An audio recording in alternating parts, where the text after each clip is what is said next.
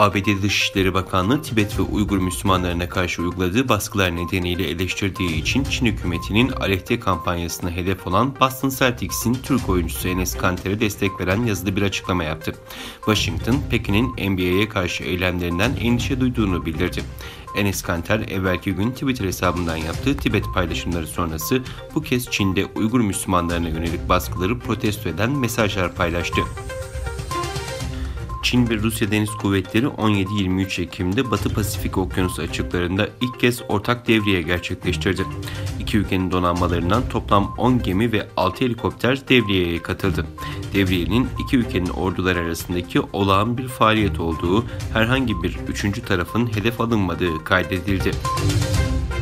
Kuzey Kore'den ABD yönetiminin Tayvan'a pervasızca destek verdiği, bunun da bölgede askeri gerilimi arttırdığı açıklaması geldi. Kuzey Kore Dışişleri Bakan Yardımcısı yaptığı açıklamada Tayvan Boğazı'na savaş gemileri gönderdiği, Tayvan'a silah sistemleri sağladığı ve askeri eğitim verdiği için ABD'yi eleştirdi. Afganistan'ın doğusundaki Nangarhar vilayetinde bombalı ve silahlı saldırı düzenlendi. Saldırıda ikisi Taliban mensubu 3 kişi hayatını kaybetti. Saldırıyı henüz üstlenen olmadı. Kırgızistan Cumhurbaşkanı Sadır Japarov, Türkiye ve Rusya'dan silahlı insansız hava aracı satın alınacağını belirtti ve "Biz biriyle savaşa girmek için drone satın almıyoruz. Biz ülkenin güvenliğini sağlamak için drone satın alacağız" dedi. Bu yılın başında Cumhurbaşkanlığı görevine gelen Kırgızistan Cumhurbaşkanı Sadır Japarov, başkent Bişkek'te düzenlenen ilk yıllık basın toplantısında güncel konulara ilişkin değerlendirmelerde bulundu.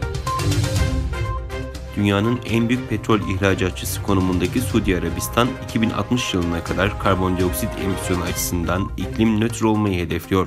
Suudi Arabistan Veliaht Prensi Muhammed Bin Selman, Cumartesi günü Riyad'da yaptığı açıklamada ülkesinin 2060 yılına kadar karbondioksit emisyonu açısından iklim nötr olmayı hedeflediğini açıkladı.